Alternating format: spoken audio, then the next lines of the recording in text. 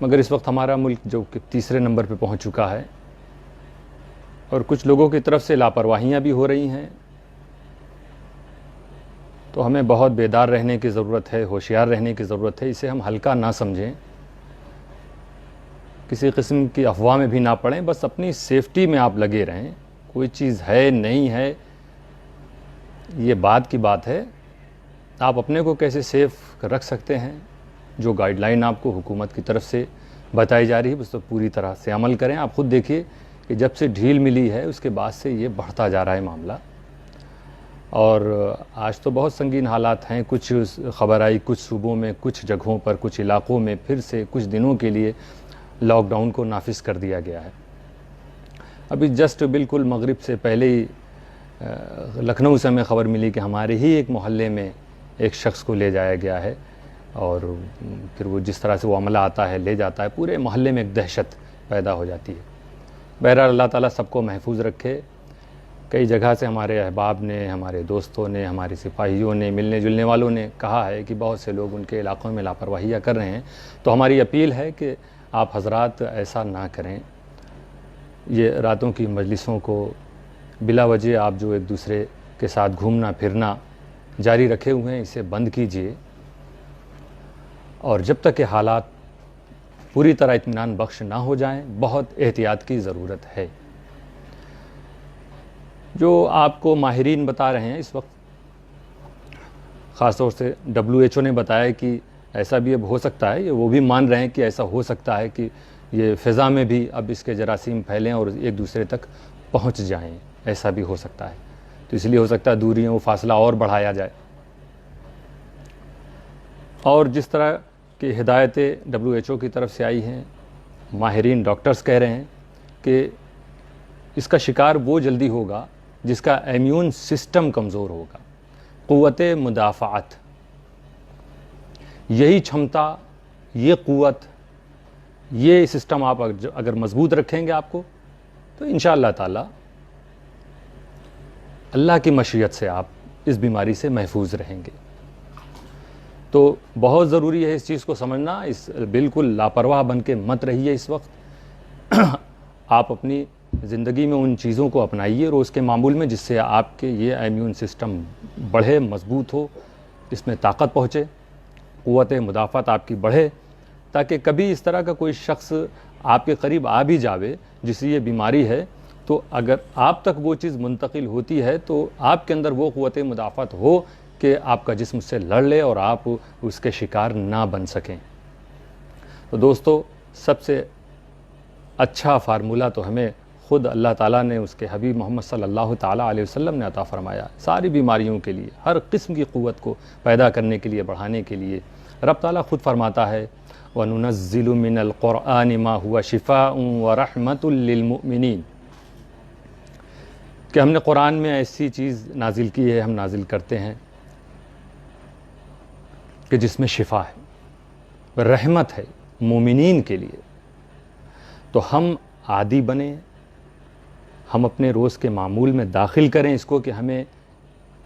دن گزرتے 24 گھنٹہ گزرے اور ہم نے قرآن میں سے کچھ نہ پڑھا ہو، ایسا نہ ہو۔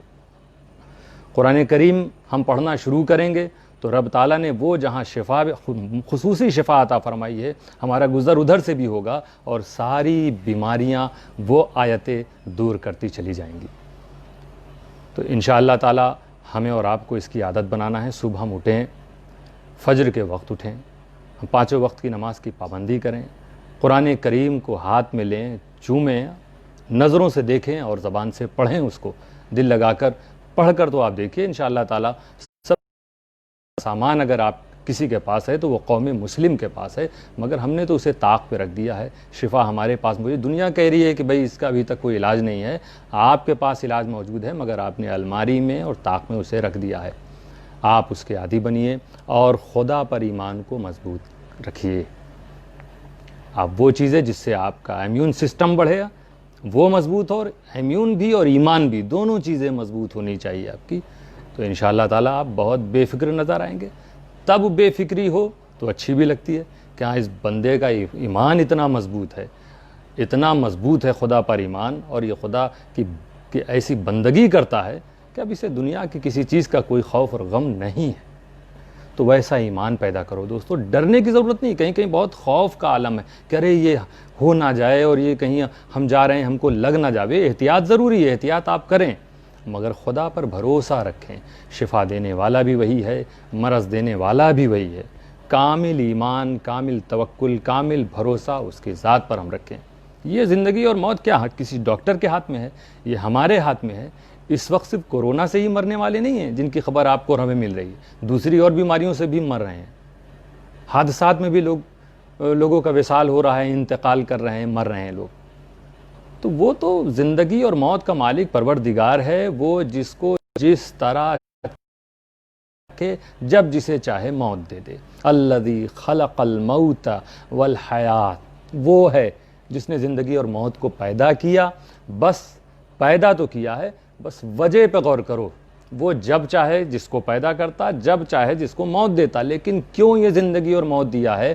اس پر صرف غور رکھو اور اس پر عمل کرنے کی کوشش کرو، اس کو سمجھنے کی کوشش کرو کہ وہ فرماتا ہے کہ وہ ہے جس نے زندگی اور موت کو پیدا کیا لِيَبْلُوَكُمْ أَيُّكُمْ أَحْسَنُ عَمَلًا، تاکہ اللہ تعالیٰ امتحان لے تمہارا کہ تم میں سے کون زیادہ اچھا عمل کرنے والا ہے، کون زیادہ اچھا کام کرنے والا ہے۔ تو دوستو بہت کامل ایمان رکھو، ہمیں موت سے ڈرنا نہیں ہے، زندگی پر بھروسہ نہیں کرنا ہے۔ کب موت آ جائے، وہ کورونا سے ہو، کسی اور چیز سے ہو، اس کا کوئی بھروسہ نہیں ہے۔ اچھے لوگ چلے گئے، بہت سے لوگ وینٹیلیٹر سے آپ نے دیکھا واپس آ گئے، اور بہت سے لوگ گھر سے نکلے ہیں اور ایمبولینس تک بھی نہیں پہنچ پائے، ان کی ڈیتھ ہو گئی۔ یہ وہ قدرت والا وہ جانتا ہے، وہ جب چاہے گا موت دے گا، جب چاہے گا جس کو زندگی اس کی واپس کرے گا، زندہ باقی رکھے گا۔ ہمیں رب کے آگے سر جھکانے کی ضرورت ہے۔ یہ زندگی جس لیے دی ہے اس نے، صرف ہمیں زندگی بچا کے تم کیا کرو گے یہ سوچ کے کہ ہم زندہ رہیں، ہمیں کورونا نہ ہو، ہمیں کوئی بیماری نہ ہو، ہم مرے نہ، تو یہ نہ مرے یا زندہ رہ کے تم کرو گے کیا؟ کس لیے زندہ رہنا چاہتے ہو؟ کوئی مقصد ہے نا۔ اچھا کب تک رہو گے؟ 5 سال، 10 سال، 20 سال، آگے 40 سال، کتنا زندہ رہو گے؟ ایک دن تو جانا ہی جانا۔ موت سب کو آنی ہے دوستو، کسی کو جلدی، کسی کو بعد میں آنے والی ہے۔ ہاں جب تک ہم زندہ ہیں زندگی کے مقصد کو پورا کریں، خدا کے عبادت میں، بندگی میں، لوگوں کی خدمت میں، اچھے کاموں میں ہم یہ سوچیں کہ اب آنے والی صبح سے ہم یہ کاؤنٹ کریں، ابھی سے ہم کاؤنٹ کریں، ابھی ہم کچھ اچھی باتیں کہہ رہے ہیں تو یہ بھی ثواب کا کام ہے، آپ سن رہے ہیں تو یہ بھی ثواب کا کام ہے، یہ آپ کا آخرت کا بینک بیلنس، اس میں کچھ نہ کچھ اس وقت ٹرانسفر ہو رہا ہے، یہ کریڈٹ ہو رہا ہے آپ کے اور ہمارے لیے۔ یہ کمانے کی ضرورت ہے۔ اسی طرح سے ہم سونے سے پہلے ایک مومن کی طرح سوئیں، خدا کے بندے کی طرح سوئیں، اور جب صبح ہو تو ہم بندگی والے کی طرح اٹھیں۔ فجر کے وقت ہمیں اٹھنا چاہیے، خدا کی بارگاہوں میں سجدہ کرنا چاہیے، نماز پڑھنی چاہیے، اور پھر اس کے بعد ہم یہ غور کرنا شروع کر دیں کہ اب ظہر سے پہلے ہمیں نیکی کے موقع اللہ تعالیٰ عطا فرمائے گا، ہم کیسے نیکی کما لیں، کسی کا دل خوش کر کے، کسی کی مدد کر کے، ماں باپ کا حکم مان کے، بیوی بچوں کے حقوق ادا کر کے، پڑوسیوں کا خیال کر کے، کسی سے میٹھی بات کر کے، کسی جانور کو پانی پلا کر، یہ نیکیاں کمانے کا آپ کے پاس ہر وقت موقع ہے۔ تو وہ بیلنس آپ مضبوط کرتے رہیے۔ اسی لیے اللہ تعالیٰ نے آپ کو زندگی دی ہے لِيَبْلُوَكُمْ أَيُّكُمْ أَحْسَنُ عَمَلًا، تاکہ وہ دیکھے رب تعالیٰ، وہ تمہارا امتحان لے کے تم میں کون زیادہ اچھائیاں کرنے والا ہے۔ تو دوستو سب سے بڑی چیز یہ ہے کہ ہم خدا پر کامل ایمان رکھیں، اور اس نے جو راستہ دکھایا ہے اس صراط مستقیم پر ہم چلنا شروع کر دیں۔ اپنے آپ ہمارا امیون سسٹم مضبوط ہو جائے گا، ایمان بھی مضبوط ہو جائے گا، اور ہمارے اندر یہ امیونٹی بھی پیدا ہوگی انشاءاللہ تعالی جب ہم خدا پہ بھروسہ کریں گے۔ اس کے ساتھ ساتھ جو حکماء نے بہت سی چیزیں بتائی ہیں وہ بھی ہم عمل کریں، اور بزرگوں نے بھی بتایا، سرکار دو عالم صلی اللہ تعالی علیہ وسلم کا بھی ارشاد ہے، اور خاص طور سے قوت مدافعت کے لیے بھی فائدہ مند ہے، وہ ہے کلونجی کا استعمال۔ یہ کلونجی آپ اس کو پکا کر کھائیں، کھانے میں ڈال کر کھائیں، یا شہد کے ساتھ کھا لیں، یا ایسے ہی سیدھے 15 16 20 دانہ چھوٹا چھوٹا اس کا دانہ ہوتا وہ لے لیجیے، ڈیلی اس کی عادت بنائیے، انشاءاللہ دیکھیے آپ محفوظ رہیں گے اللہ تعالیٰ کے کرم سے۔ اور بھی چیزیں ہیں، آپ کھجور کا استعمال شروع کریں، ڈیلی 3 یا 5 یا 7 کھجور کھایا کریں، دودھ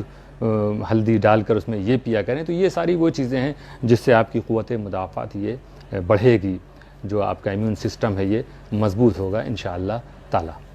ساتھ میں آپ اپنی عادت بنائیں، ڈرنے گھبرانے کی ضرورت نہیں ہے، وقت جو دوسری چیزوں میں دے رہے ہیں، بہت سے لوگ ورزش کرتے ہیں، جو نہیں کرتے انہیں بھی کرنا چاہیے، ورزش کیجیے، آپ کچھ تھکیے، صبح فجر کے بعد آپ 15 منٹ 20 منٹ آدھا گھنٹہ کچھ پسینہ بہائیے، کچھ نہیں تو آپ صرف چلیے ٹہلیے، اپنے گھر میں ٹیرس پہ ہے یا احاطہ گھر کے باہر ہے کچھ گراؤنڈ ہے وہاں پر ٹہلیے اور واپس آئیے، کچھ آپ کا پسینہ بہنا چاہیے، کچھ آپ کو لگے کہ ہاں آپ نے کچھ محنت کی ہے، یا ورزش کیجیے۔ آپ کھڑے ہو کے جو ذکر خانقاہوں میں آپ نے ہمارے بزرگوں کو کئی بار دیکھا ہوگا، اپنے خانقاہ کے بزرگوں کو، اپنے سلسلے کے بزرگوں کو، کہ وہ بتاتے ہیں کہ بیٹھ کر اور کھڑے ہو کر ہمیں کیسے خدا کا ذکر کرنا چاہیے۔ آپ اس کے عادی ہو جائیے، اس میں دونوں سسٹم انشاءاللہ مضبوط ہوگا، ایمان بھی مضبوط ہوگا، قوت مدافعت بھی آپ کی بڑھے گی۔ وہ ذکر میں سرسری طور پہ تیزی سے کہتے جا رہا ہوں۔ ایک تو وہ اللہ باقی کا ہے کہ دونوں ہاتھ کو جب اوپر اٹھائیں تو اللہ کہیں کھڑے ہو کر، اور پھر پوری طرح جھکتے ہوئے دونوں ہاتھوں کو دونوں پاؤں کی انگلیوں سے ملانے کی کوشش کریں، باقی کہتے ہوئے، اللہ باقی۔ منقول یہ ہے کہ حضرت اویس قرنی کا عطا کیا ہوا یہ ذکر ہے جو ہمارے سلسلے میں ہماری خانقاہ میں رائج ہے۔ اللہ کہتے ہوئے دونوں ہاتھ کو اوپر اٹھائیں اور باقی کہتے ہوئے نیچے لے جائیں، جہاں تک نیچے لے جا سکتے ہوں، یا